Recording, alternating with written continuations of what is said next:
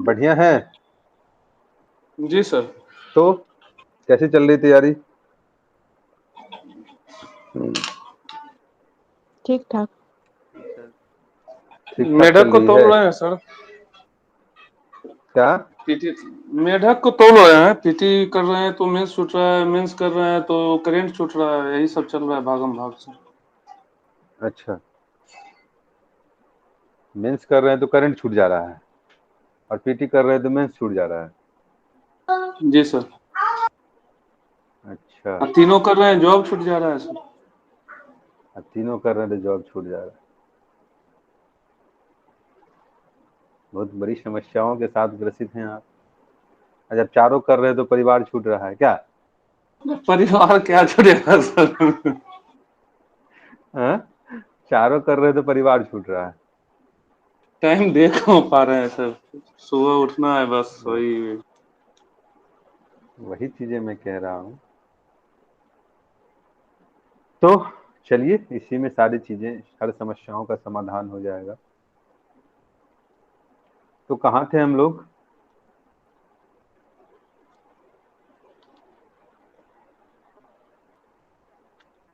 मौलिक अधिकार में थे सर। मौलिक अधिकार में क्या क्या हो गया?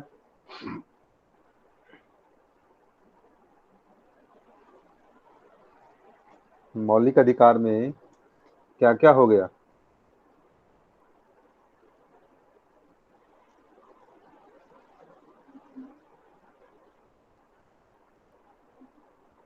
विशेषताएं होना था सर, लगभग विशेषताएं विशेषता होना हो था। गया था, लगभग हो गया था सर। उसके बाद बोले थे कि ये सब और पढ़ के आना है आगे का आर्टिकल वगैरह सर। लगभग क्या होता है? कुछ बाकी रह गया था क्या विशेषता बताने में? जी सर, जैसे निजता का हम्म, अधिकार बोले थे होगा। ये विशेषता है मौलिक अधिकार की।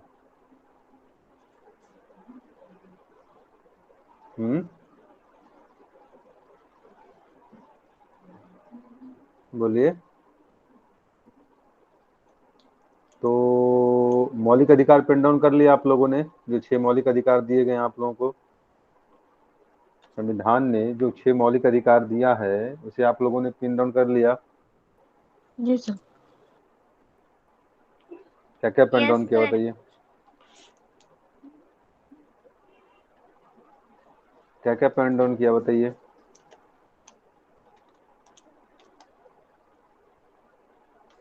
मूल अधिकार है सर उसका, उसके बाद उसकी विशेषता है, फिर सारे अनुच्छेद जो दिए हैं 14 से लेकर 32 तक का वो हुआ है। उसके बाद का 2 पन्ना छूटा हुआ है सर। हाँ, तो कौन कौन से मौलिक अधिकार हैं वही तो मैं जानना चाह रहा हूँ। आर्टिकल वाइज बताइए जरा।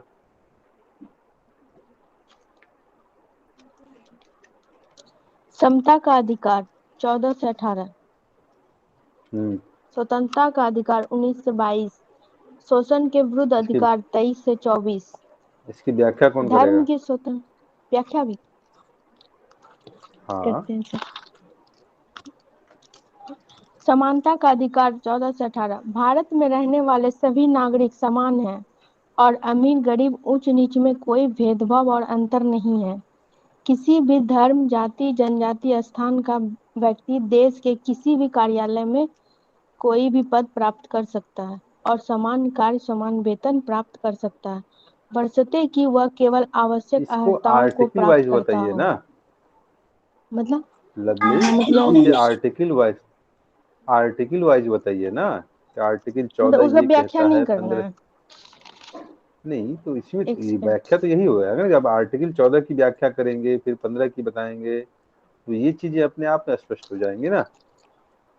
ये जो है ना वैसे बिना, नहीं। तो आपके आंसर जो है ना, मैं बोल रहा हूँ ना कि भाषा जो है कि गड़बड़ है ना।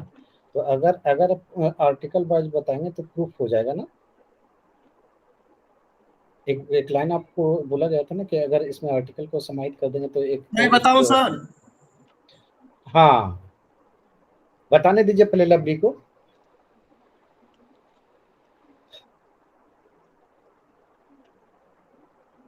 लवली, जी सर, बता रहे।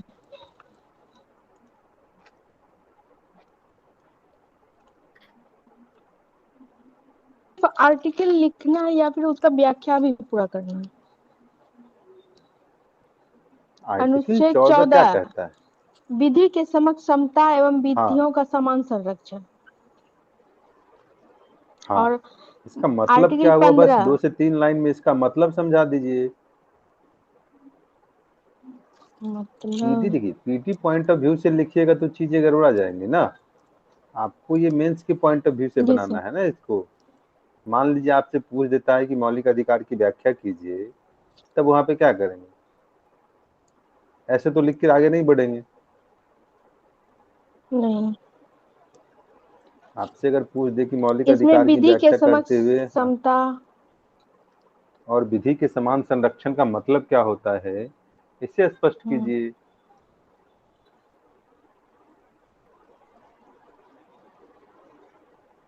सर तब तो टाइम लगेगा।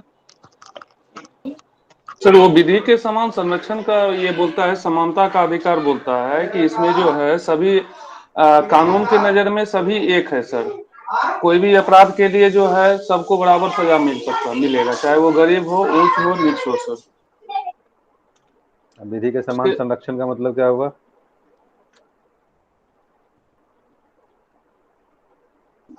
विधि के समान विधि संरक्षण के होगा सर जी।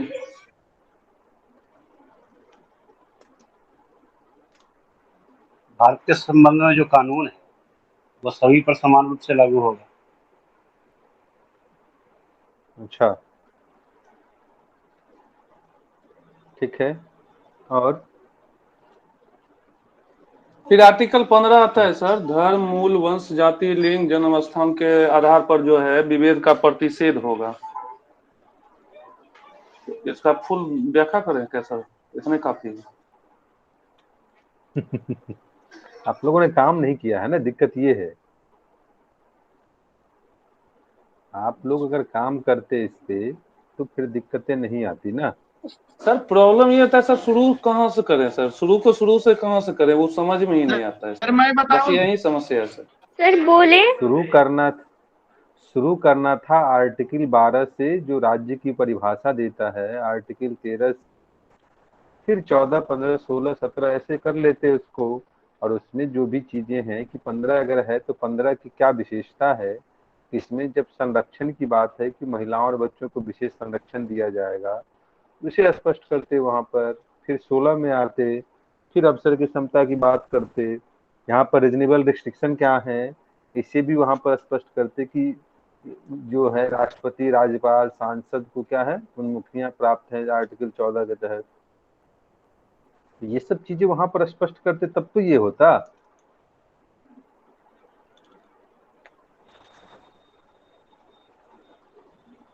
इस तरीके से लिखा है किसी ने भी?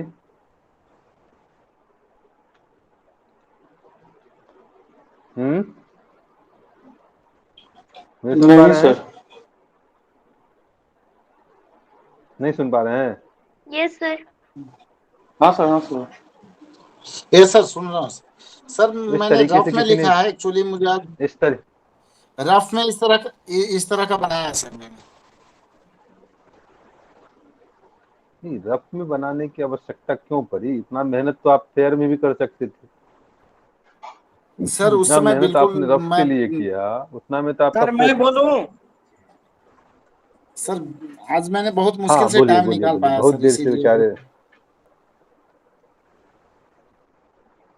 देखिए समय आपके लिए बैठा मौलिक नहीं है ना। अधिकार। मान लीजिए मैं आज क्लास आगे बढ़ा दूं।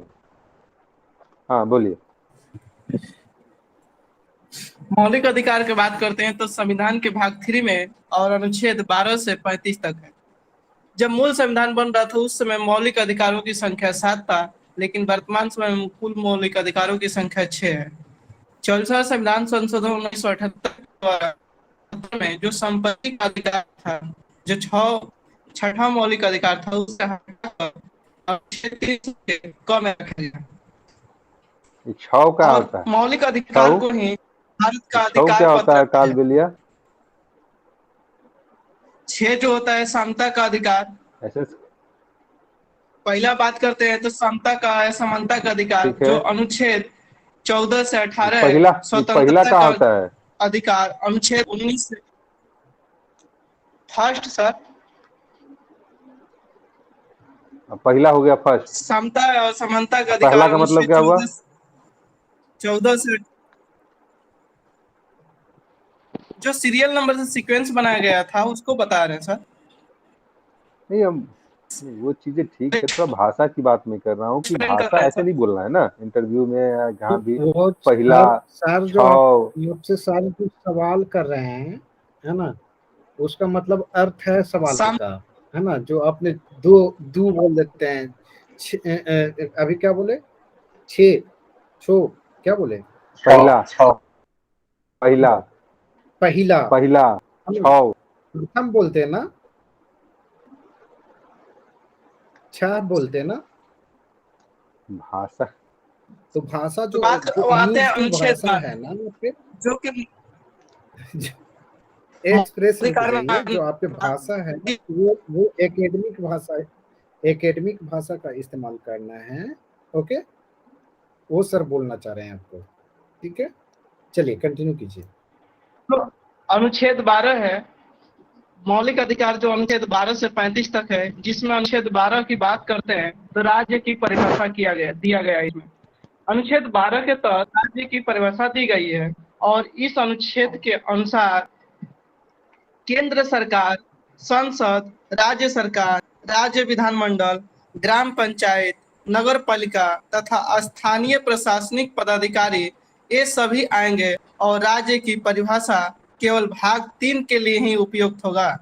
वही नेक्स्ट अनुच्छेद 13 की बात करते हैं तो अनुच्छेद 13 में यह वर्णित है कि राज्य कोई भी ऐसा कानून नहीं बनाएगा जिससे कि आपके मौलिक अधिकार सीमित हो या नष्ट हो जाए। हमारे मूल संविधान में 7 मौलिक अधिकार दिए गए हैं जो इस प्रकार से है। मौलिक अधिकार फर्स्ट है समानता का अधिकार या समता का अधिकार, जिसमें अनुच्छेद 14 से 18 देखते हैं। दूसरा जो है स्वतंत्रता का अधिकार, अनुच्छेद 19 से 22। शोषण के विरुद्ध अधिकार, अनुच्छेद 23 से 24। धार्मिक स्वतंत्रता का अधिकार, अनुच्छेद 25 से 28। अल्पसंख्यक के संरक्षण एवं शैक्षणिक संबंधित अधिकार, अनुच्छेद 29-30। और संपत्ति का अधिकार, अनुच्छेद 31। संवैधानिक उपचारों का अधिकार, अनुच्छेद 32। लेकिन वर्तमान समय में मौलिक अधिकारों की कुल संख्या 6 है। पहला बात करते हैं, फर्स्ट जो है समता का अधिकार, जिसमें 14 से 18। वो अनुच्छेद 14 यह हमें बताता है कि विधि के समक्ष समता का अधिकार। बात करिए कि यहाँ समता का तात्पर्य यह नहीं कि सभी लोगों के विधि के समक्ष समान होंगे, बल्कि कुछ विशेष वर्गों के लिए विधि के समक्ष विशेष उपबंध किए जा सकते हैं। समानों के लिए समानता की बात कही गई है। नेक्स्ट अनुच्छेद 15 की बात करते हैं तो अनुच्छेद 15 में यह कहा गया है कि धर्म, यह स्पष्ट नस्ल, नहीं हुआ, जाति। समझे? एसएस क्लासेस यस, हाँ आर्टिकल सर। 14 में दो बातें कहा गया है कि विधि का संरक्षण और विधियों का समान संरक्षण। यानी कहने हाँ, का मतलब समानता की क्या बात है है कि कि इससे भारत राज्य में का जो जो लॉ सभी बनाए व्यक्तियों गए के लिए हैं, एक समान कानून बनाएगा। मेरी बात सुन लीजिए। इसमें दो बातें हाँ हैं और पहले बात का मतलब है कि विधि के समक्ष समता का मतलब क्या है कि जो भी कानून बने हैं भारत में या संविधान है, उसकी नज़र में भारत का प्रत्येक नागरिक क्या है या जो विदेशी भी हैं तो वो एक समान, उसमें कानून के द्वारा किसी तरह का भेदभाव नहीं किया जाएगा। और विधियों के समान संरक्षण का मतलब होता है कि हमें वो इक्वल प्लेटफॉर्म उपलब्ध करवाना है जहाँ पे क्या हो, मुकेश अंबानी अगर और एक बुधई के बीच क्या है, विवाद चल रहा हो किसी मुद्दे को लेकर, तो ऐसा नहीं कि मुकेश अंबानी क्या करे, भारत का सर्वश्रेष्ठ लॉयर कर ले अपने पैसे के बल पर, और बेचारा जो बुधई है, गांव का एक छोटा सा किसान मजदूर है, वो क्या कर सकता है? उसके पास तो ऐसा इतना पैसा है नहीं कि वो टॉप मोस्ट लॉयर को करे। तो यहाँ पर राज्य की जिम्मेदारी है कि वो क्या करेगा, उसके लिए भी लॉयर की उपलब्धता सुनिश्चित करेगा ताकि क्या हो, वो इक्वल फाइट हो सके। ठीक है, तो विधियों के समान संरक्षण का मतलब ये होता है। बात स्पष्ट हुई। और यस यहाँ सर। पर फिर उन्मुक्तियां की बात की गई है, और उन्मुक्तियां क्या है, तो राष्ट्रपति, राज्यपाल, संसद और विधानमंडल के जो सदस्य हैं उसके लिए अपने पद के दौरान उन्मुक्तियां प्राप्त। ठीक है, यस सर। तो इस तरीके से सिंपल शब्दों में उसको स्पष्ट करते हुए आगे बढ़ जाइए। चलिए नेक्स्ट।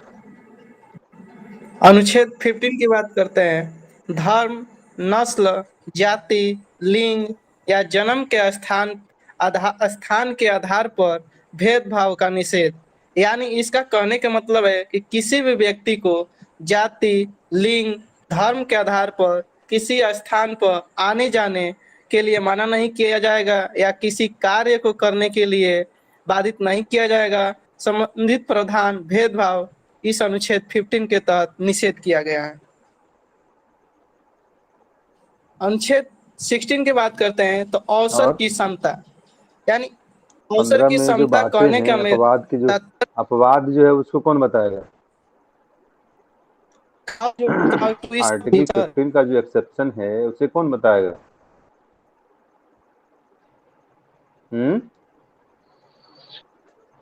एक्सेप्शन मतलब वही ना जो क्लाउज इसमें बांट के दे रखा है वही ना। अपवाद है ना कि महिलाओं और बच्चों को हम क्या करेंगे, स्पेशल प्रिविलेज बच्चों देंगे। के लिए विशेष जो उपबंध। हमारा जनजाति है, हाँ जनजाति है उसके सांस्कृतिक और जो उसके धार्मिक पहलू हैं इसको संरक्षित करने के लिए हम प्रवेश को निषेध वगैरह कर सकते हैं। तो ये सब चीजें तो है ना जहाँ पर हम विभेद कर हाँ, सकते हैं। चाहे वो गैस महिलाओं को घरेलू हिंसा से संरक्षण। ये सब चीजें काम कीजिए, अभी काम नहीं किया आपको इस पे। ठीक है, तो जो एक्सेप्शनल आपको जब संपूर्ण मौलिक अधिकार की बात की गई तो सभी चीजें उसमें लिखेंगे ना कि इसका प्रोविजन ये है और एक्सेप्शन या जो रीजनेबल रिस्ट्रिक्शन है वो ये है। ये दोनों चीजें लिखना है ना।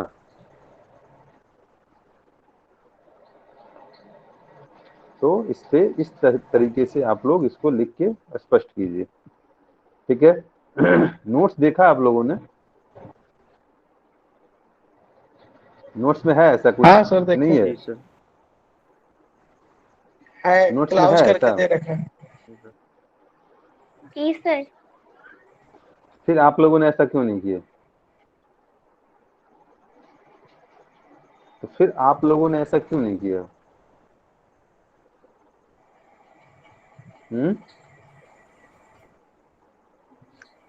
चलिए तो आज के बाद नोट्स बंद कर देते हैं। नोट्स का कोई आप लोगों के पास इंपोर्टेंट नहीं है तो नोट्स भेजने का कोई फायदा नहीं है। भाई हमको पढ़ने से नहीं मतलब है ना, हमको तो सामने चीजें आनी चाहिए ना, आउटपुट मुझे दिखना चाहिए ना। सर आउटपुट किए तो हैं दिख सर। ही नहीं रहा है। सर किए हैं। सर हम भी किए वो हैं चीजें सर। किए नहीं, किए हैं तो इतना देर से क्या कर रहे थे, सो रहे थे। इतना देर से मैं पूछ रहा हूँ कि इस तरीके से किस किस लोगों ने काम किया है, तो सो रहे थे इतना देर से।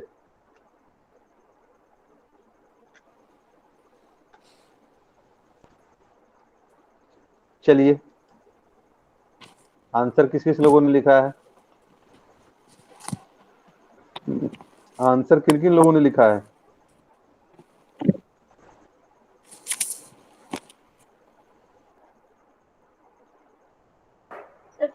लिखे ग्रुप में भेजे क्वेश्चन लेकिन का आंसर लैंग्वेज थोड़ा गड़बड़ है। बस एक आदमी लिखा है। सर आंसर अभी अधूरा है सर, कल मैं भेज हम्म, दूंगा सर।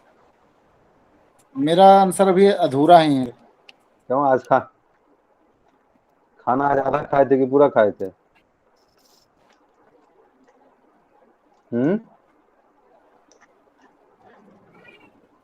खाना आज अधूरा खाए कि पूरा खाए थे?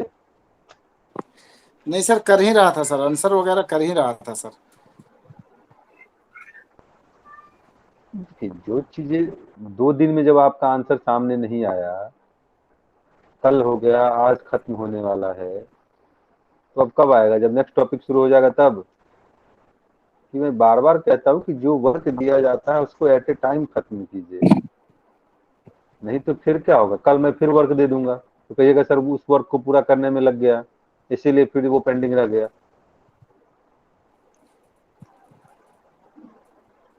यानी 1 घंटे का काम था आप लोगों का, जो मौलिक अधिकार के संबंध में बातें लिखनी थी, आंसर लिखना था, तो वो चीजें आप लोगों से नहीं हो पाया।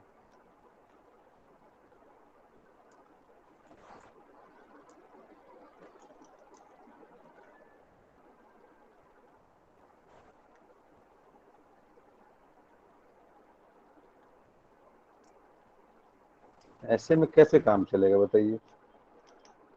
मैं तो बातें आप बना के निकल जाऊंगा, लेकिन लॉस किसका है? आप ही लोगों का है ना। कल को अगर कुछ होता है ऊंच नीच, तो आप ब्लेम किसको कीजिएगा? सामने वाले को ब्लेम कीजिएगा ना, कि सर ने सही से नहीं पढ़ाया इसीलिए मैं पास नहीं किया, या मैंने आंसर नहीं लिखा, या चीजें वहां पर स्पष्ट नहीं हुई। तो कल को सामने वाले को ब्लेम करने से फायदा नहीं है ना कुछ भी।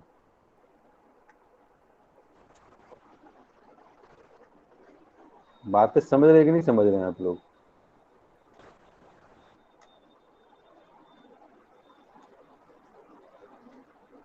जी सर।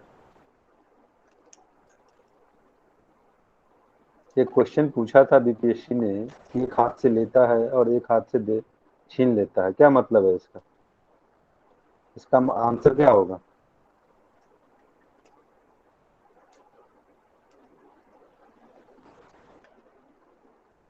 उसमें कुछ सीमाएं इसका सीमित कर दिए आंसर गए क्या हैं सर। होगा? सर जैसे कि क्या? जो भी अधिकार दिए गए हैं उसमें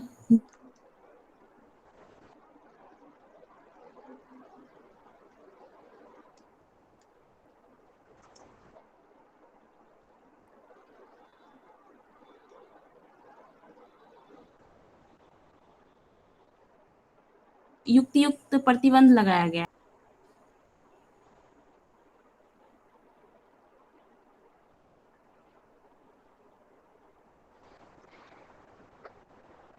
आपकी आवाज नहीं आ रही है प्रीति।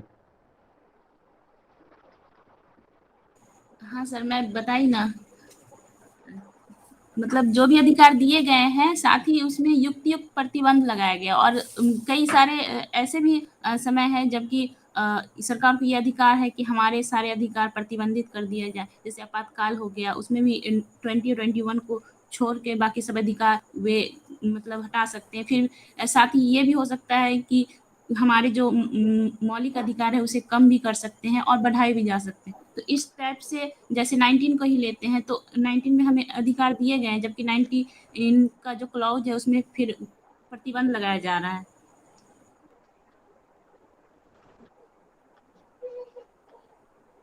ठीक है।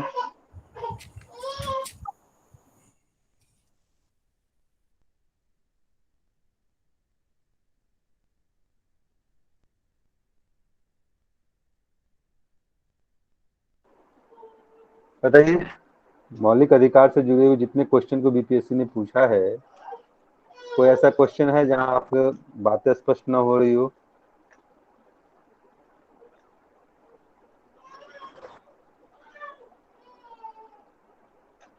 हम्म? कोई ऐसा प्रश्न है जहां पे मेरी आवश्यकता हो?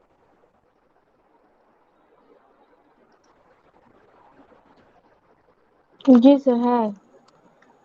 सर जैसे एक क्वेश्चन है ना, भारतीय संविधान किसमें है? द्वारा प्रदत्त मौलिक अधिकारों का वर्णन। तो वर्णन तो कर लेते हैं, लेकिन इसमें उसके बाद है, किस प्रकार अनुच्छेद 21 की न्यायिक व्याख्याओं ने जीवन के अधिकार के विषय में क्षेत्र का विस्तार किया है? इसका थोड़ा बता ठीक है, देते हैं सर। हो जाएगा, आगे बताइए। आगे बताइए।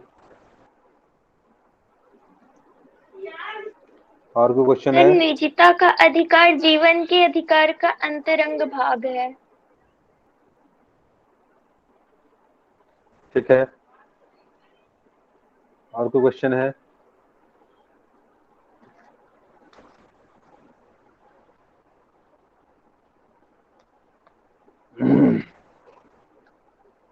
और कोई क्वेश्चन है? मुझे सुन पा रहे हैं आप लोग?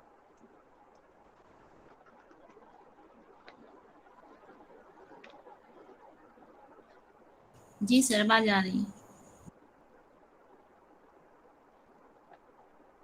चलिए, तो जो पहला क्वेश्चन है कि एक हाथ से मौलिक अधिकार देता है और दूसरे हाथ से छीन लेता है, इसके संदर्भ में जितने भी अपवाद हैं, ठीक है, मौलिक अधिकार से जुड़े हुए जितने भी अपवाद हैं उसको यहाँ पर स्पष्ट करना है आपको। और इसके अलावा जो आपातकालीन उपबंध हैं उस दौरान जो मौलिक अधिकार आपका छीन लिया जाता है, इसे यहाँ पर स्पष्ट करना है। बस इतनी सी बात करनी है। जैसे अगर बात करें तो आर्टिकल 14 क्या कहता है?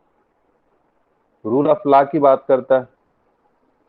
लेकिन जब हम रूल ऑफ लॉ की बात करते हैं तो इसमें जो उन्मुक्तियां प्राप्त हैं कि राष्ट्रपति है, राज्यपाल है, संसद है और विधानमंडल है, वो अपने पद के दौरान यानी कि अपने पद पर रहते हुए किसी न्यायालय में उसे समन नहीं किया जा सकता, या वो अपने कार्य के लिए जवाबदेही नहीं है न्यायालय में। तो ये सब कहीं ना कहीं क्या है, इक्वलिटी बिफोर लॉ की जो बातें करते हैं हम, उसके क्या है, इसके विपरीत।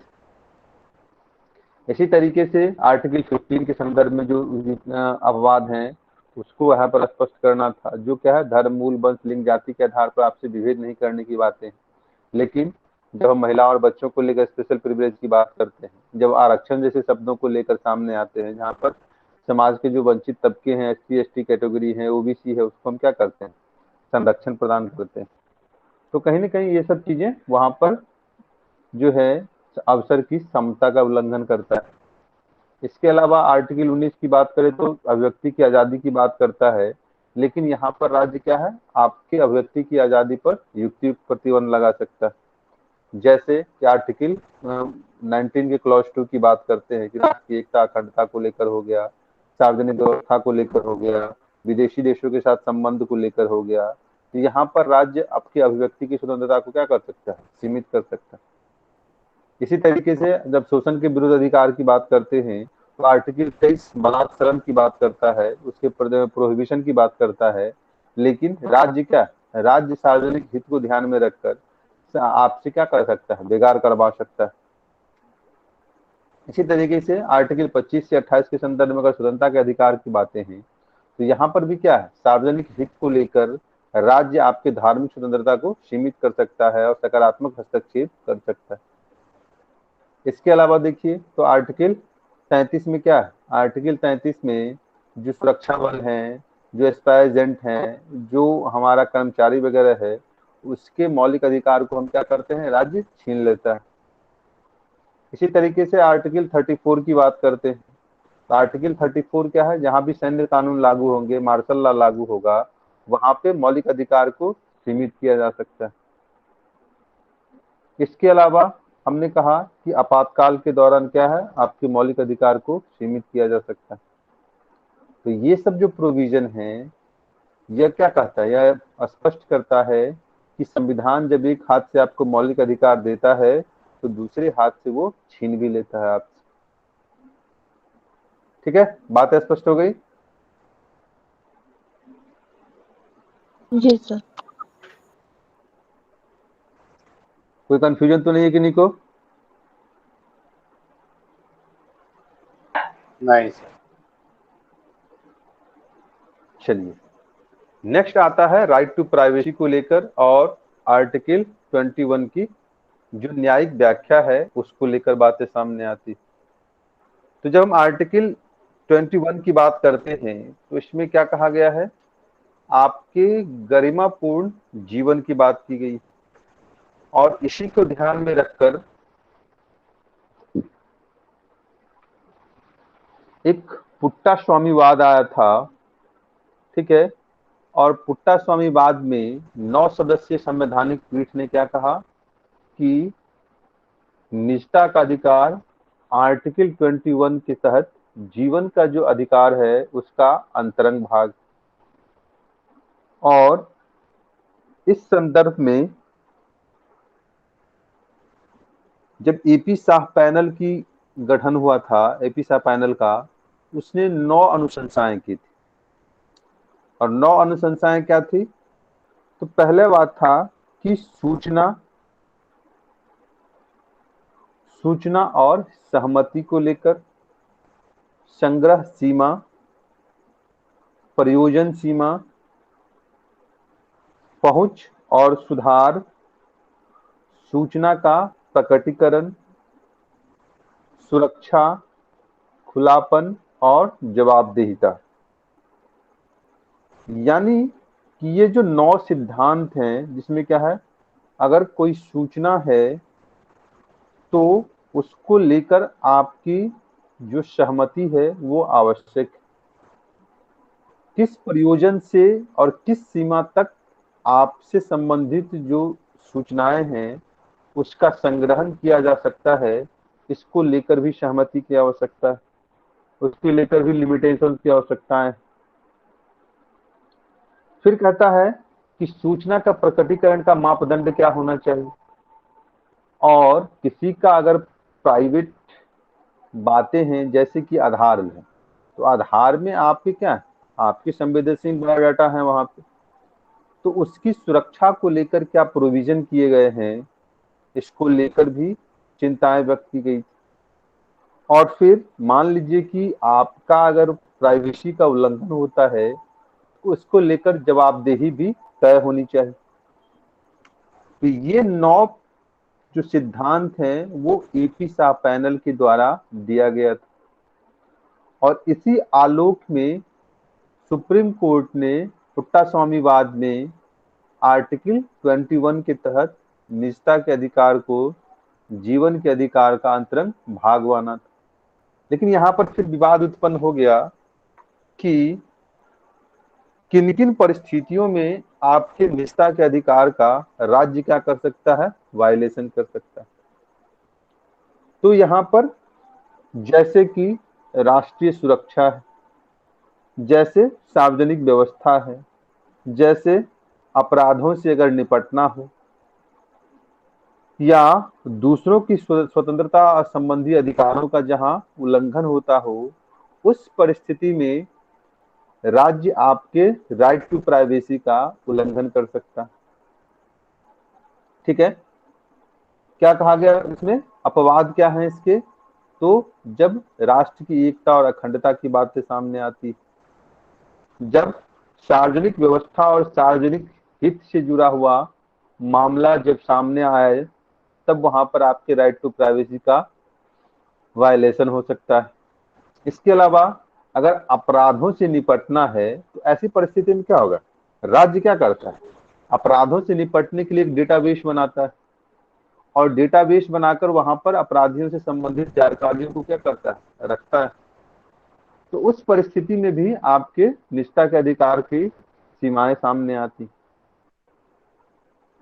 या फिर जब आपके निजता के अधिकार से दूसरों की स्वतंत्रता और उसके अधिकारों का उल्लंघन होता है, तब राज्य आपके राइट टू प्राइवेसी में हस्तक्षेप कर सकता है।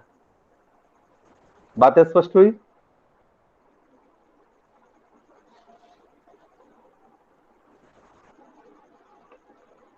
बात स्पष्ट हुई यहां तक? जी सर।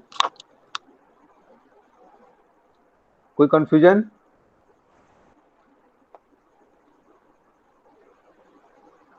कंफ्यूजन? चलिए, अब प्रश्न उठता है कि राइट टू प्राइवेसी का महत्व क्या है। तो जब राइट टू प्राइवेसी के महत्व की बात करते हैं तो इसमें जो महत्वपूर्ण बातें हैं,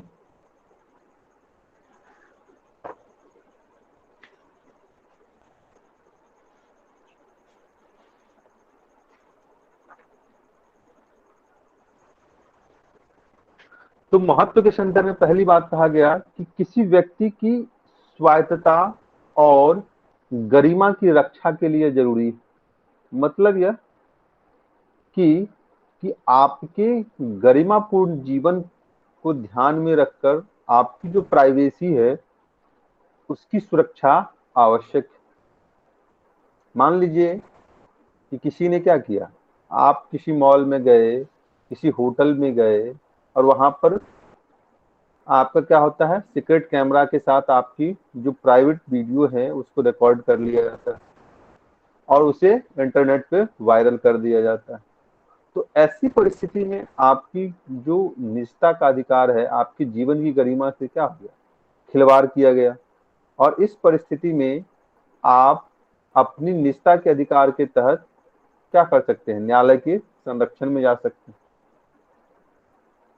इसके अलावा क्या कहा गया कि यह क्या करता है, तो राज्य हो या अन्य जो एजेंसियां हैं उसका आपके निजता के क्षेत्र में अनावश्यक हस्तक्षेप को भी रोकने का कार्य करता है।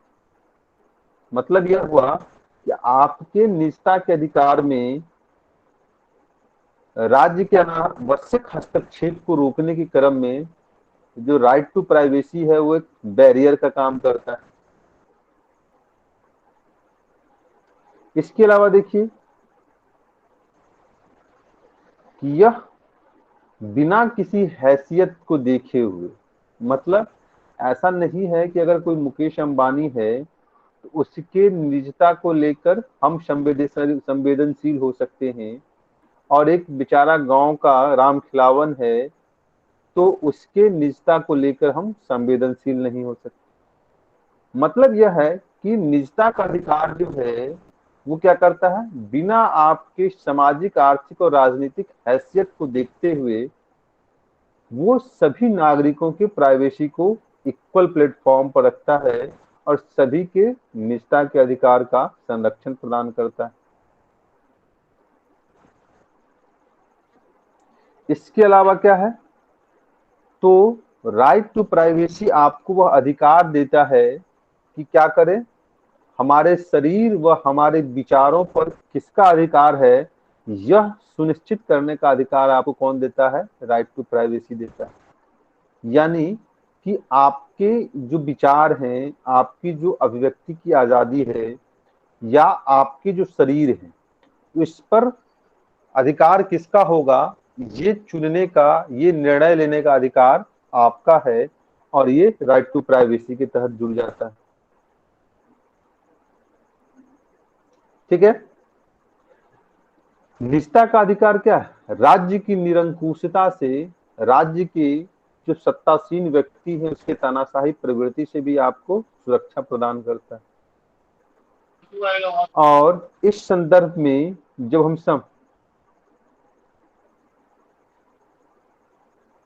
क्या हुआ, कोई परेशानी है?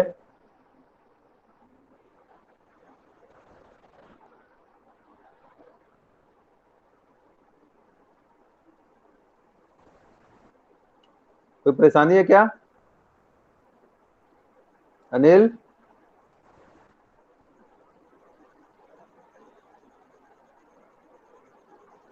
मेरी बातें स्पष्ट हो रही हैं?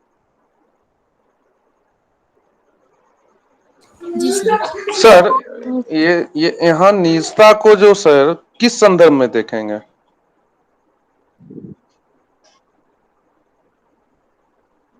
किस संदर्भ में देखेंगे मतलब?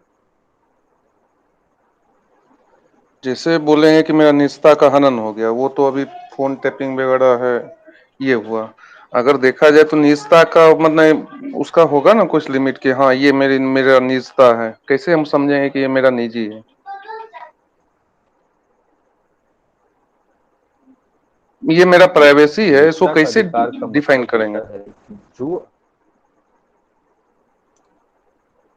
इसको डिफाइन करने का बहुत ही आसान तरीका है, और वो यह है कि यह आप पर निर्भर है कि जो चीजें आप ओपनली नहीं कर सकते, ठीक है, और साथ ही साथ जहां पे क्या हो, आपके मानसिक और शारीरिक सूचनाओं का क्या हो, संवेदनशीलता। तो उस परिस्थिति में आपकी निजता जो है वो सुरक्षित होनी चाहिए। ठीक है, बात स्पष्ट हुई?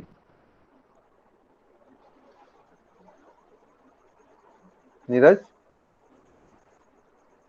नहीं सर। नहीं स्पष्ट हुई? नहीं सर। निजता, मैं बार बार कह रहा हूं ना, मैं क्या कह रहा हूं कि निजता का मतलब यह होता है कि जो चीजें आप किसी के सामने प्रकट नहीं करना चाहते। बातें सिंपल सा है कि जो चीजें आप किसी के सामने प्रकट नहीं करना चाहते वो आपकी प्राइवेसी में आ जाता है। यानी कि आपके जो संवेदनशील डेटा वगैरह हैं, जैसे आपका बायोमेट्रिक चीजें हैं, जैसे आपका डीएनए है, जैसे आपका जीन है, तो ये सब चीजें हैं वो क्या है, आपकी प्राइवेसी है ना ये चीजें। हाँ सर, तो ये तो सर इस पे भी डिबेट हुआ था ना आधार कार्ड तो लेके। आप क्या कर, तो वही कह रहे हैं ना कि ये चीजें क्या है, ये आपकी सुरक्षा को लेकर कि कहीं ना कहीं इसका दुरुपयोग हो सकता है। आपकी जो बायोमेट्रिक है उसका कोई दुरुपयोग कर सकता है, इसके माध्यम से आपकी संपत्ति, आपकी जो प्राइवेसी है वो चीजें वहां पर हनन हो सकता है।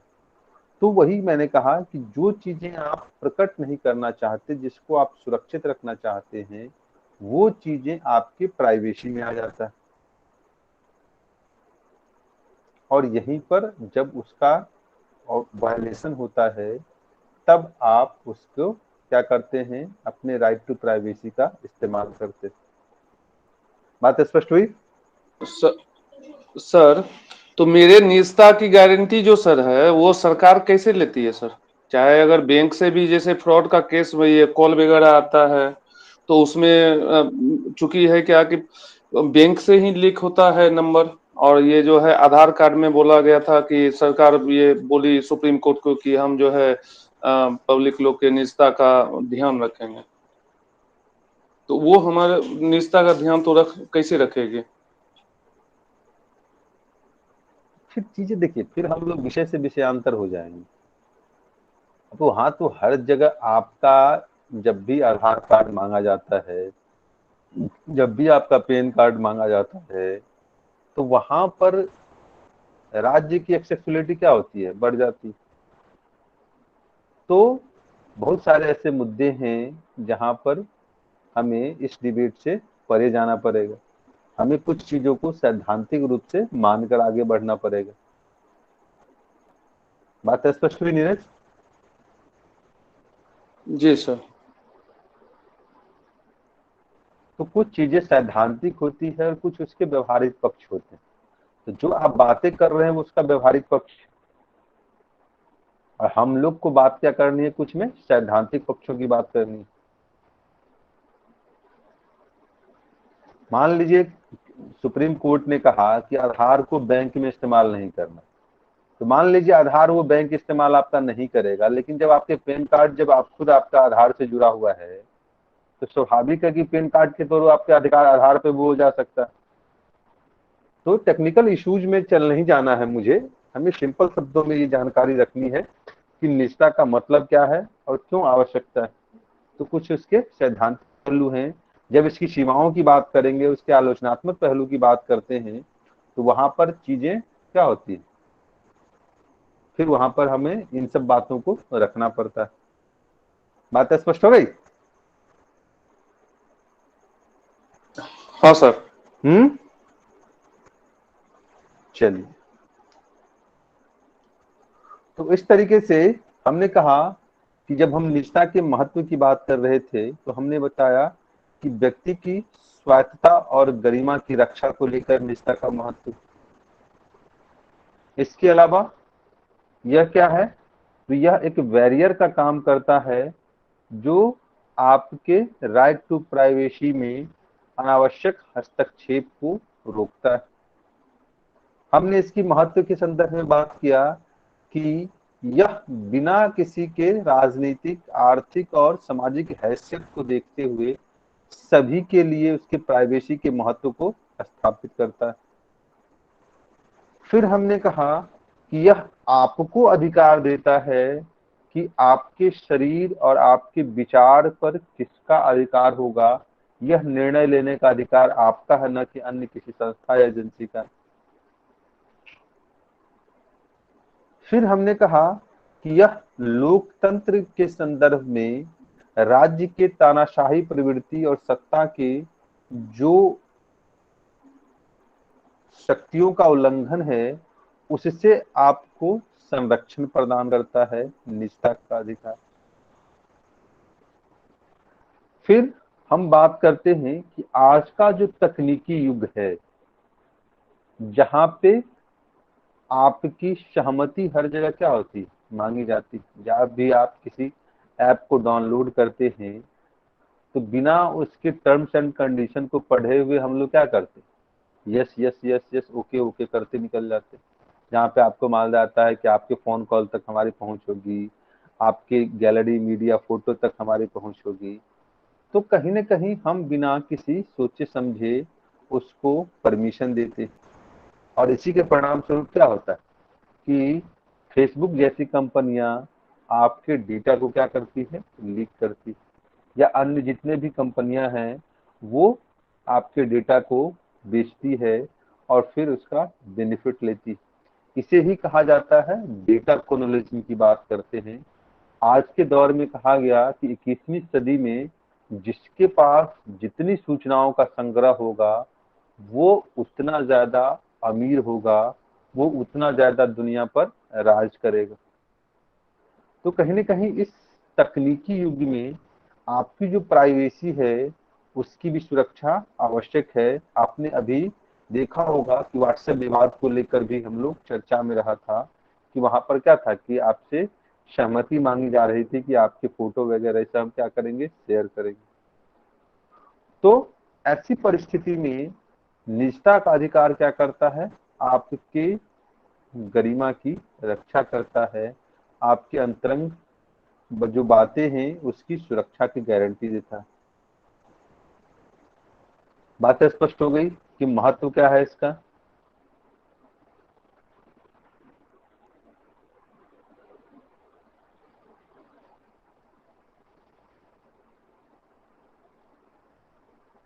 Sir ji sir. Right to privacy का महत्व क्या है, निजता का, बातें स्पष्ट हो गई। चलिए, लेकिन हमने कहा कि यहाँ पर हमें कुछ मुद्दों पर ध्यान रखना पड़ेगा, और वो क्या है, इसी के संदर्भ में राज्य का अपनी चिंताएं थी, और राज्य कह रहा था कि जब आप राइट टू प्राइवेसी की बात करते हैं तो जो हमारी चिंता है उसका भी क्या होना चाहिए, निराकरण होना चाहिए। जैसे कि कल्याणकारी योजनाओं को लेकर या अन्य मामले जैसे कि डायरेक्ट बेनिफिट ट्रांसफर की बात कर लेते हैं, आधार की बात कर लेते हैं। इस सब संदर्भों में राज्य की अपनी चिंताएं थी कि अगर हम लोगों के डेटा का संग्रहण नहीं करेंगे तो हम उपयुक्त व्यक्ति की पहचान कैसे करेंगे, उपयुक्त व्यक्ति तक हम अपनी कल्याणकारी योजनाओं की पहुंच कैसे सुनिश्चित करेंगे। तो वहां पर राज्य को छूट प्रदान की गई।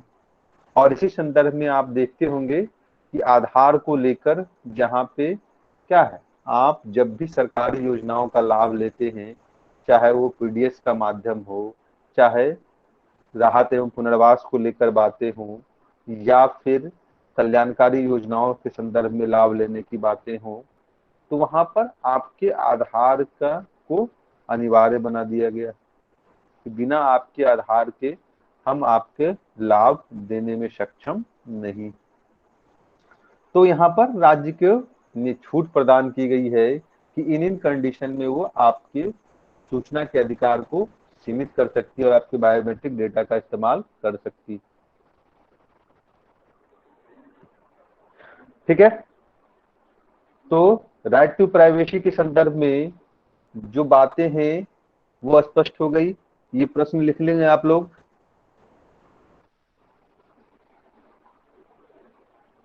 जी सर। बोलिए। जी सर, पहले प्रश्न बोलिएगा तब ना सर। चलिए, प्रश्न तो पहले से आपके सामने है ना। सर है सर, है सर, ये सर है सर। निजता का अधिकार जीवन के नीरज, अधिकार का अंतरंग भाग है, विवेचना करें। हाँ सर, है, लिखा हुआ है सर। निजता का नीरज, अधिकार जीवन के अधिकार का अंतरंग भाग है, विवेचना कीजिए। आप प्रश्न भी नहीं देखते हैं। नेक्स्ट हमको हम लगा लोग सर कोई बात दूसरा करते क्वेश्चन हैं। भी रहेगा सर। एक क्वेश्चन पूछा है कि न्यायिक व्याख्या को लेकर कि आर्टिकल 21 की न्यायिक व्याख्या, यही है ना। जी सर। बोलिए। चलिए, लिख लीजिए। आर्टिकल 21 के तहत न्यायिक व्याख्या को लेकर जो महत्वपूर्ण वाद हैं उसको लिख लीजिए।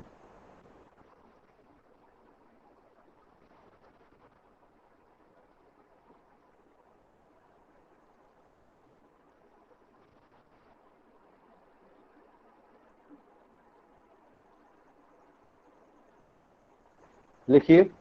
पुट्टा स्वामीवाद, राइट टू प्राइवेसी।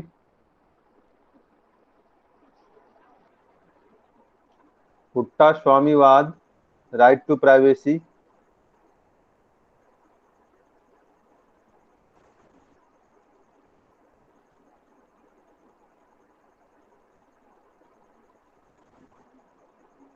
दूसरा लिखिए, बाबा रामदेववाद,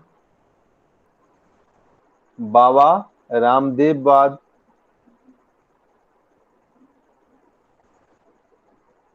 नींद का अधिकार, बाबा रामदेववाद, नींद का अधिकार। परमानंद कटारा बनाम यूनियन ऑफ इंडिया,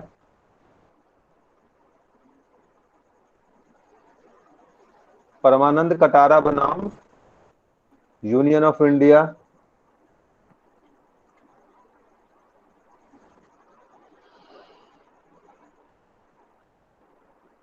चिकित्सा का अधिकार, चिकित्सा का अधिकार।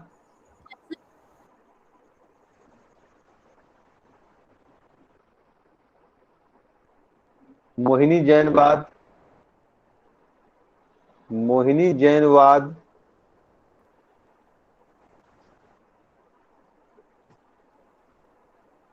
शिक्षा का अधिकार, मोहिनी जैनवाद, शिक्षा का अधिकार।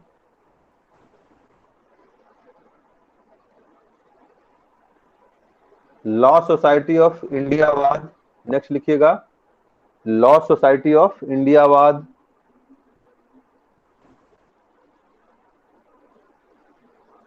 लॉ सोसाइटी ऑफ इंडियावाद। पर्यावरण संरक्षण का अधिकार,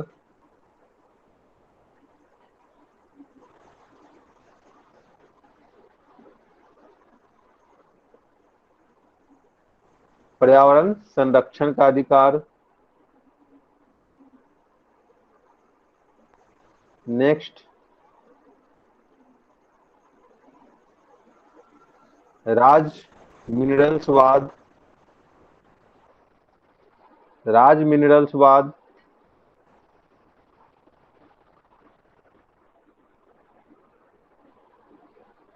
राज राज्य मिनरल्सवाद। देखिए, राज, राज, राज्य नहीं, राज, RAJ, राज मिनरल्स वाद। ऐसे लिख लीजिए, Raj minerals versus state of Gujarat, Raj minerals versus state of Gujarat.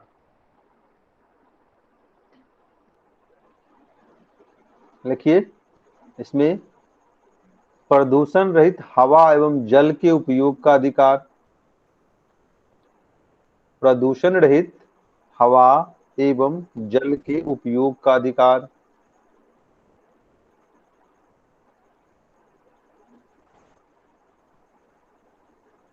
Next,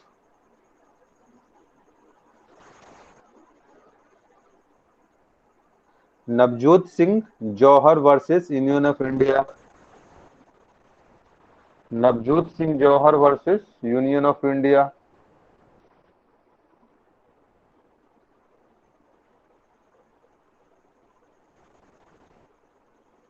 लिखिए, इसमें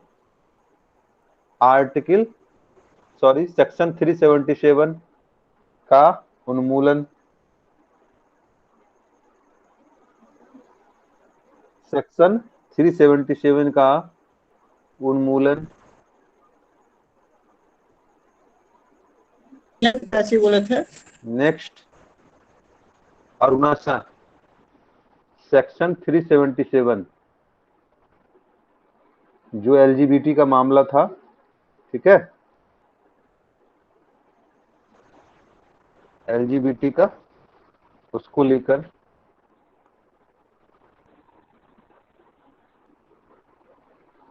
नेक्स्ट लिखिए, अरुणा शानवागवाद। अरुणा शानवागवाद।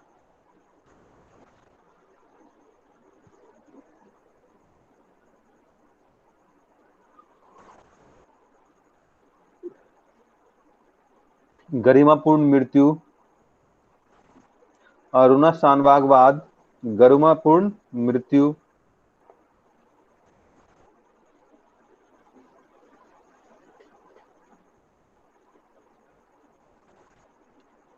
लिख लिए।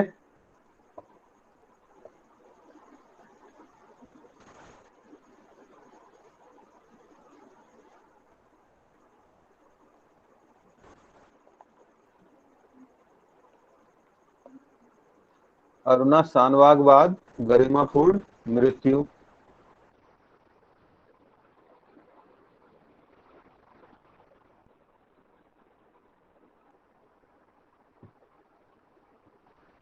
चलिए, तो आर्टिकल 21 की न्यायिक व्याख्या स्पष्ट हो गई।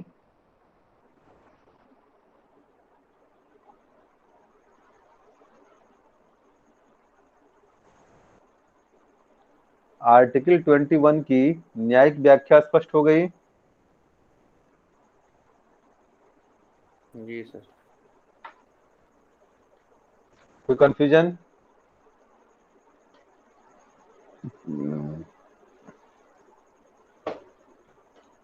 कोई कंफ्यूजन है? सर सिर्फ आगे बढ़े। इसे ही लिख सर सिर्फ इसे ही लिख देना है या फिर इसको डिस्क्राइब भी करना है? इसको डिस्क्राइब करने का नहीं है ना, आपको क्वेश्चन की लेंथ को तो देखिए। सिर्फ न्यायिक व्याख्या। अच्छा तो नहीं ना, आर्टिकल 21 की न्यायिक व्याख्या ये आपसे पूछा नहीं है, क्वेश्चन का टेल एंडर्स है ये। और पूछेगा भी तो 1-2 लाइन में लिख देना है, इसको तो अपने गप मारने में नहीं आता क्या? मोटिव तो पता चल गया ना, किस मुद्दे को लेकर ये वाद आया था, तो बस 1-2 लाइनें वहां पे लिख देना है, तो चीजें अपने आप स्पष्ट हो जाएंगी। ठीक है, नेक्स्ट क्या है? नेक्स्ट है आपका, हाल में चर्चा में रहा था, वो है सेडिशन लॉ के संदर्भ में, जो राजद्रोह कानून को लेकर अभी सुप्रीम कोर्ट में चर्चा परिचर्चा चल रहा था। क्या है राजद्रोह कानून? राजद्रोह कानून क्या है?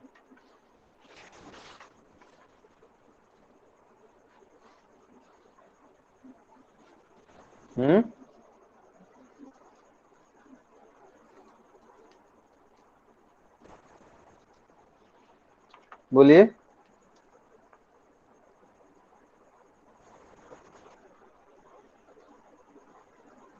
क्या है सेडिशन लॉ? जैसे अभी है ना सर, एनीबॉडी? कल का न्यूज था ना सर, कल के न्यूज में था ना सर, वो जम्मू कश्मीर में दिया था, बोला गया कि जो है यहाँ की जनता भी जो है, अब सब्र का सीमा खत्म हो रहा है, बड़े वो अरेस्ट कर दिया सर नेता को। तो राष्ट्र के खिलाफ अगर जाते हैं उसके बारे में कुछ ऐसा बोलते हैं, लिखते हैं या वैसा कुछ करते हैं तो उस पे जो है राष्ट्रद्रोह लग सकता है सर। और कोई?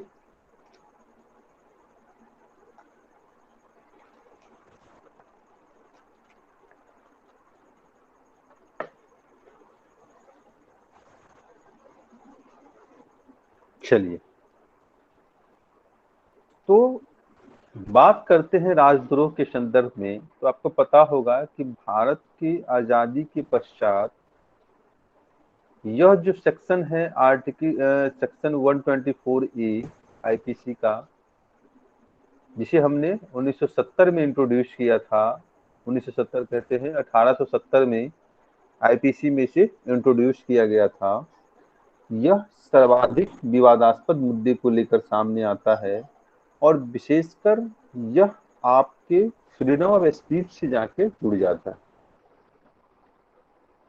कि फ्रीडम ऑफ स्पीच कहने का मतलब यह है कि जो आपके मौलिक अधिकार हैं, अभिव्यक्ति की स्वतंत्रता, उसके संदर्भ में सेक्शन 24A की जो अंतर्द्वंद है वो आपको दिखाई देगा।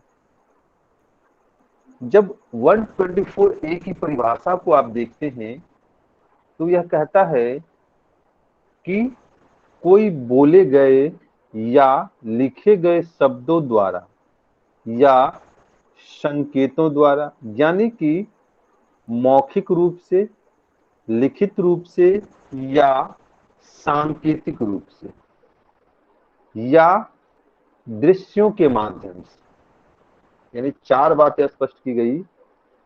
क्या? मौखिक रूप से, लिखित रूप से, संकेतों के रूप से, सांकेतिक रूप से या दृश्य के रूप में। जैसे आपने देखा होगा कि जब ममता बनर्जी का कार्टून बनाया गया था तो वहां पर अमीश बनर्जी का ऐसा कुछ नाम था, उसको क्या हुआ था, सेक्शन 124A के तहत उसे गिरफ्तार कर लिया गया था।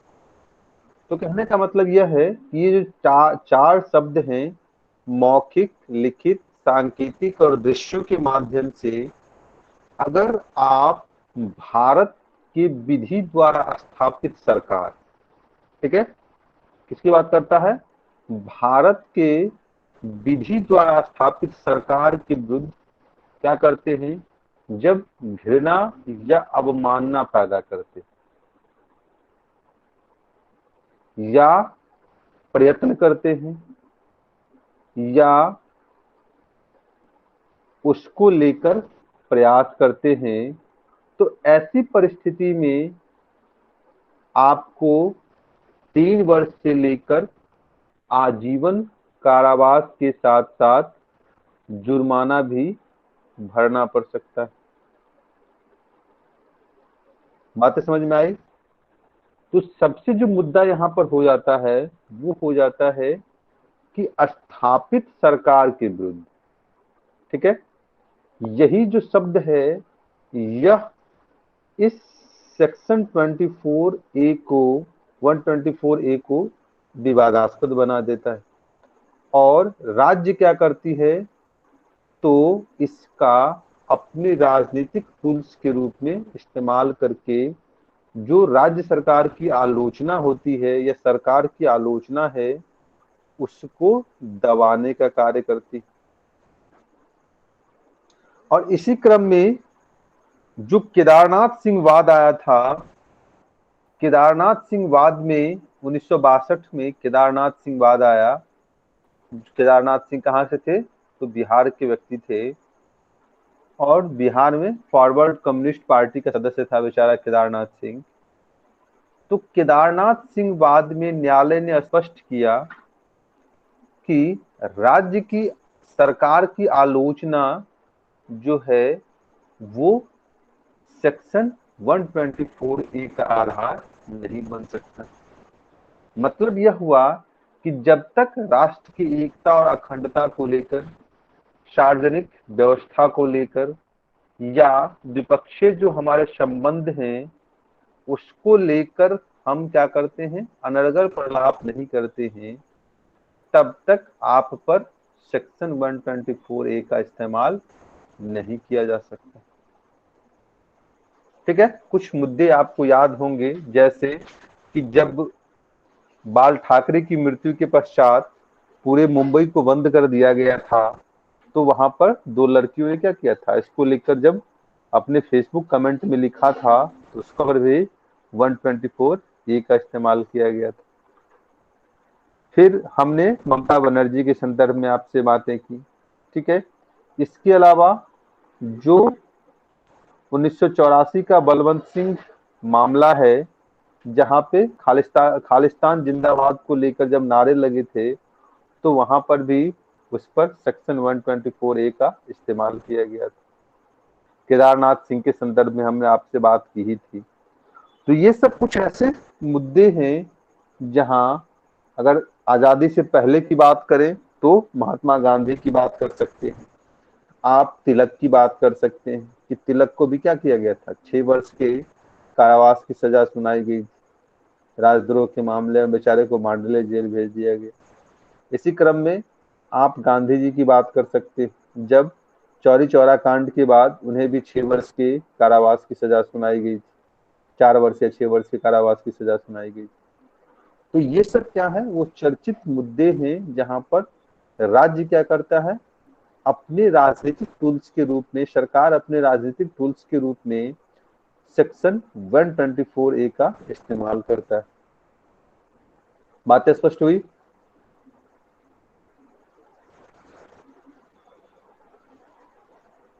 जी सर। बोलिए, कोई कंफ्यूजन यहां तक? कोई कंफ्यूजन है? 1 मिनट। नहीं सर।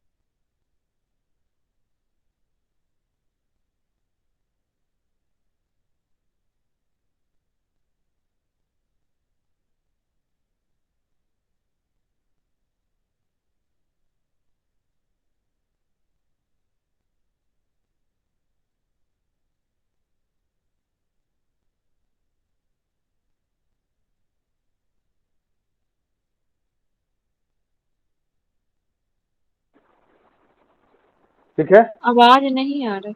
तो हमने कहा कि यह जो, हाँ मैंने म्यूट किया था सर। हमने कहा कि यह 120, हाँ बोलिए। सर ये बोले, ये जेएनयू वाला जो मामला था सर, तो उसमें राजद्रोह में कहां से देखेंगे सर?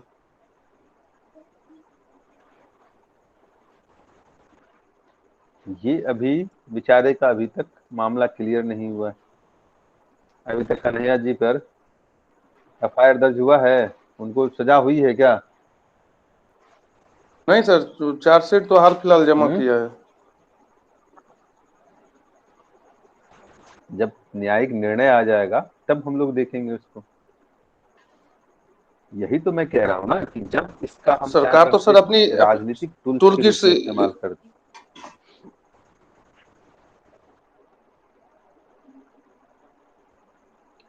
वही मैं कह रहा हूँ कि 124A का जब संघर्ष होने लगता है किससे, फ्रीडम ऑफ स्पीच से, और फ्रीडम ऑफ स्पीच के दो संदर्भ, एक तो आर्टिकल 19 का क्लॉज 2 है, जो क्या कहता है कि देश की एकता, अखंडता, संप्रभुता देशों के साथ मैत्रीपूर्ण संबंध, लोक व्यवस्था को लेकर जब आप क्या करते हैं,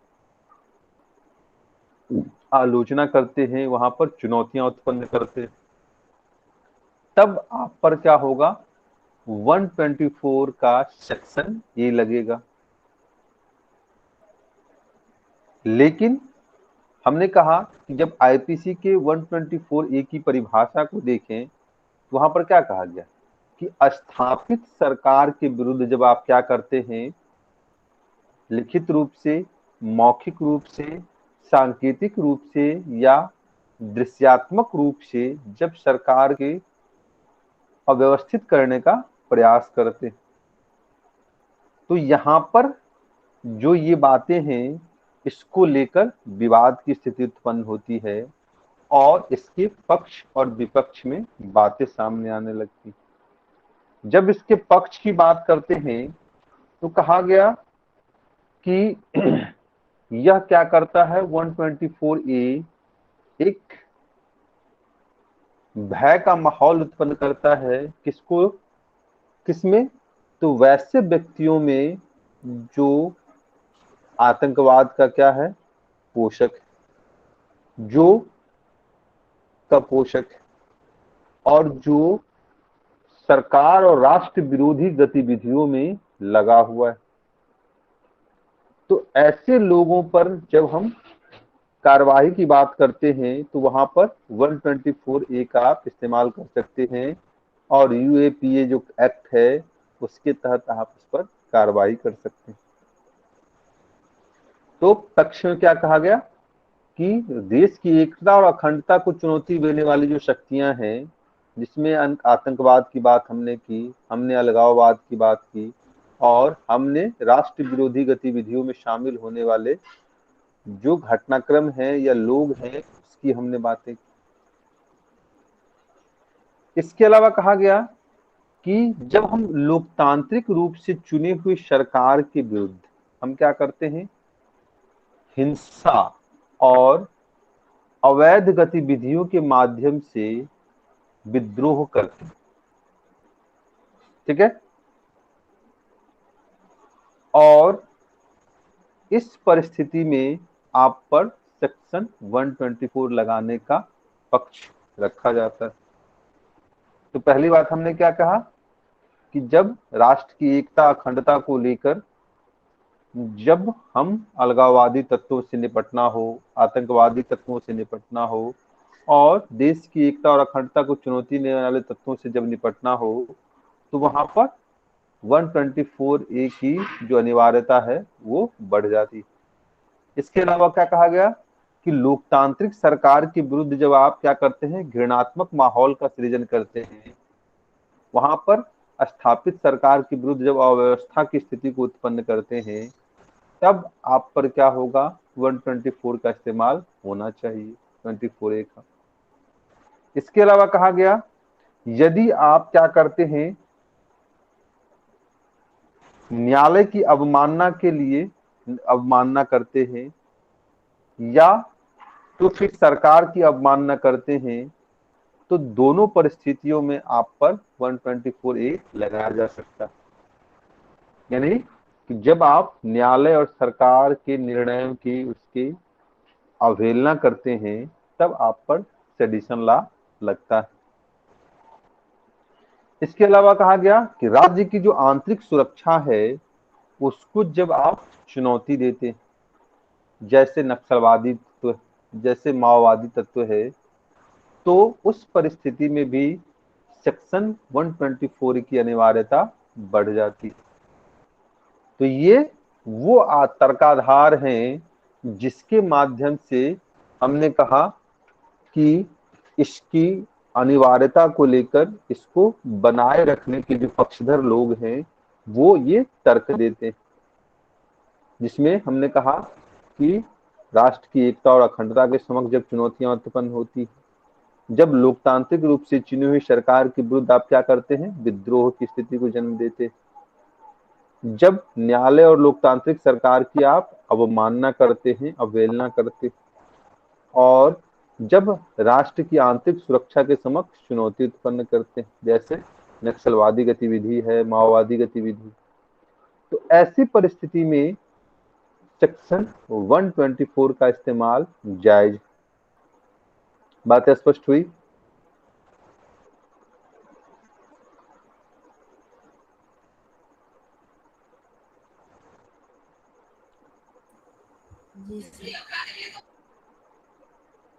यस सर। बात स्पष्ट हुई? कोई कंफ्यूजन है यहां तक? चलिए, तो दूसरी तरफ इसके विपक्ष में भी तर्क दिए जाते हैं, और विपक्ष में तर्क के आधार में सबसे पहली जो बातें हैं वो इस कानून के जन्मदाता जो ब्रिटेन है उसका सहारा लिया जाता है।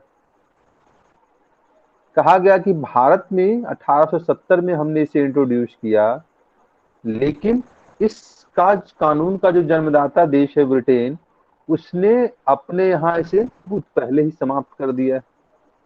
तो जब जन्मदाता देश के में ही जब यह कानून नहीं है, तो भारत में इस कानून की आवश्यकता क्यों है? इसे भारत में भी क्या होना चाहिए? एबॉलिश कर देना चाहिए, समाप्त कर देना चाहिए। दूसरी बात कहा गया कि यह जो है भारत में सरकार के विरुद्ध जो असंतोष है, स्वस्थ आलोचना है, यह उसको प्रतिबंधित करता है। सरकार की आलोचना को प्रतिबंधित करता है। सरकार के प्रति जो हमारा असंतोष है उसके लिए जो अभिव्यक्ति होनी चाहिए यह उसको सीमित करता है। तो कहीं न कहीं यह क्या है? आपके अभिव्यक्ति की आजादी से जाकर यह जुड़ता है, क्योंकि संविधान गारंटी देता है कि अभिव्यक्ति फ्रीडम ऑफ स्पीच की बात करता है। लेकिन सेक्शन 124A क्या कहता है? फ्रीडम ऑफ स्पीच में क्या कहा गया है कि लिखित, मौखिक, सांकेतिक रूप से आप अपने विचार को अभिव्यक्त कर सकते हैं। लेकिन सेक्शन 124 क्या कहता है? वो भी यही बात कहता है, और जब कहता है कि स्थापित सरकार के विरुद्ध जब आप इसका इस्तेमाल करते हैं तब आप पर सेक्शन 124A लगेगा। तो कहीं न कहीं यह आपके फ्रीडम ऑफ स्पीच को सीमित करता है, आपके अभिव्यक्ति की आजादी को सीमित करता है। इसके अलावा जो बातें कही गई है वो है सेक्शन 24 की जो परिभाषा दी गई है राजद्रोह को लेकर, उसमें अस्पष्टता है।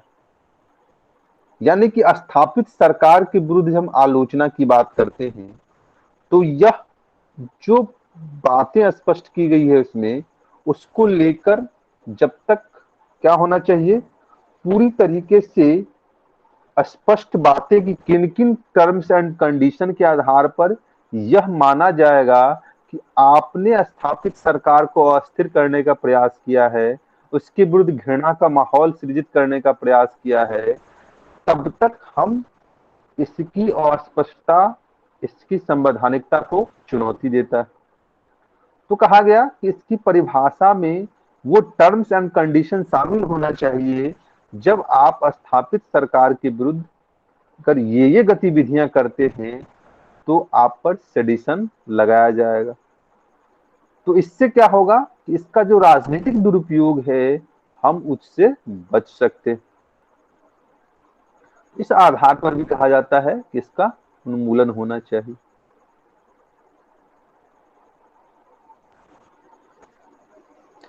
फिर कहा गया कि जो राजद्रोह का मामला है उसके तहत गिरफ्तार व्यक्ति की अगर बात करें और न्यायिक निर्णय के माध्यम से सजा होने की बात करें तो यहाँ पर जमीन आसमान का अंतर। यानी कि हमने जितने लोगों को इसमें गिरफ्तार किया है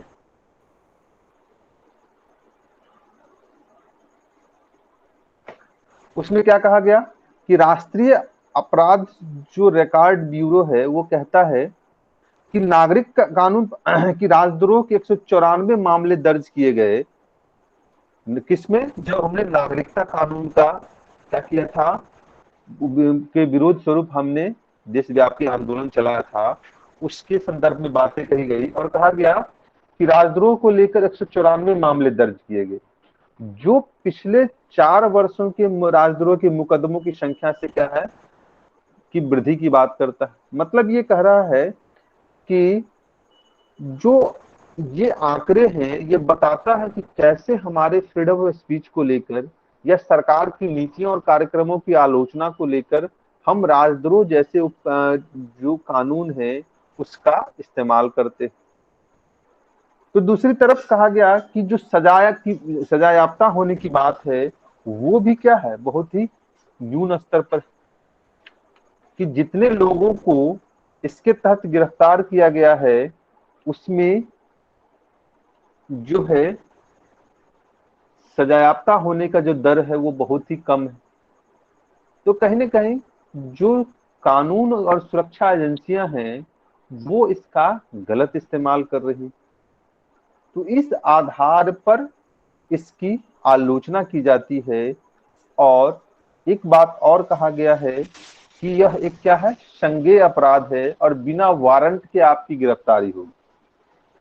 तो कहीं ना कहीं जो बिना वारंट के गिरफ्तारी होगी तो कारण बताओ की जो जानकारी आपको होनी चाहिए कि आपको गिरफ्तार करने का कारण बताया जाएगा, जो आपका मौलिक अधिकार है यह उसका भी उल्लंघन करता है। तो इस आधार पर इसकी आलोचना की जाती है और जिसमें हमने कहा कि आलोचना का आधार क्या है, तो आपके फ्रीडम ऑफ स्पीच का क्या करता है, या उल्लंघन करता है या उसको सीमित करता है। दूसरा क्या है, तो यह जो शब्द है इसमें जो परिभाषा है 124A की राजद्रोह की उसमें अस्पष्टता है। तीसरी बात में हमने कहा कि जो जन्मदाता देश है इसके इंग्लैंड या ब्रिटेन, वहां ही इसे क्या कर दिया गया है, समाप्त कर दिया गया। और चौथी जो बात है कि जो अपराध की दर है और सजायाफ्ता होने की जो स्थिति है उसमें जमीन आसमान का अंतर है। तो कहीं ना कहीं इसका जो राजनीतिक उपयोग है इस आधार पर इसके उन्मूलन की बातें की जा रही। बात स्पष्ट हो गई?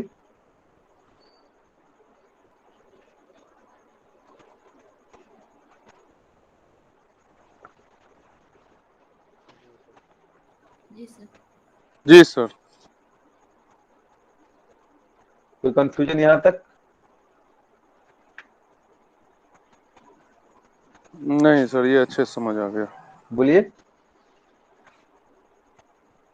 चलिए, और सब अच्छे समझ में नहीं आया था क्या? नहीं सर, आया, थोड़ा जटिल था, ये इजी था। अच्छा, ये इजी था और सब जटिल था, कोई बात नहीं, जटिल बातें भी आसानी अप्लाइड से इसमें समझ में ज्यादा आ था ना जाएंगी सर, धीरे इसलिए। धीरे। अच्छा, चलिए, तो इस तरीके से मौलिक अधिकार से जुड़े हुए जो टॉपिक्स हैं, एक रह गया जो न्यायिक व्याख्या को लेकर है, तो वो हर जगह नोट्स में अवेलेबल है, उसको वहां से आप लोग देख लीजिएगा। ठीक है, न्यायिक व्याख्या कहने का मतलब यह है कि मूल अधिकार को लेकर जो विवाद उत्पन्न हुए थे और उसमें जो न्यायिक निर्णय आए थे उसको आप नोट से देख लेंगे। अगर चीजें स्पष्ट नहीं होती है वहां पर तो फिर मैं एक्सप्लेन कर दूंगा उसको। ठीक है, जी सर। बातें समझ गए?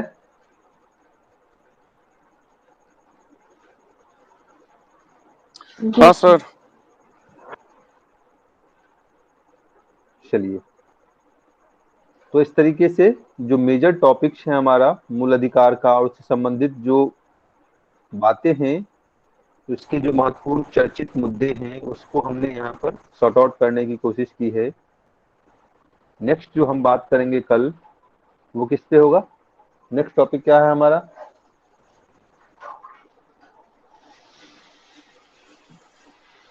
नीति निर्देशक तत्व।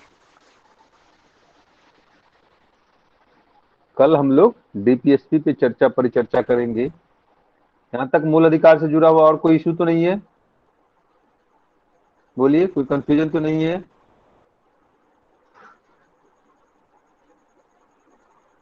नहीं सर।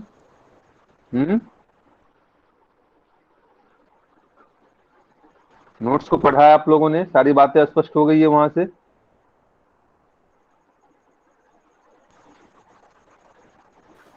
Yes sir. चलिए, और कुछ पूछना तो नहीं है? कोई कंफ्यूजन हो तो पूछ लीजिए, अभी तक अभी भी मौका है।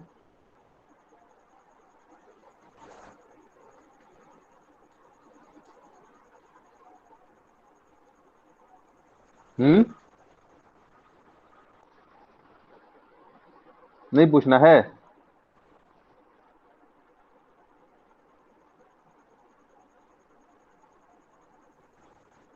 चलिए, ओके, फिर सेशन को एंड करें।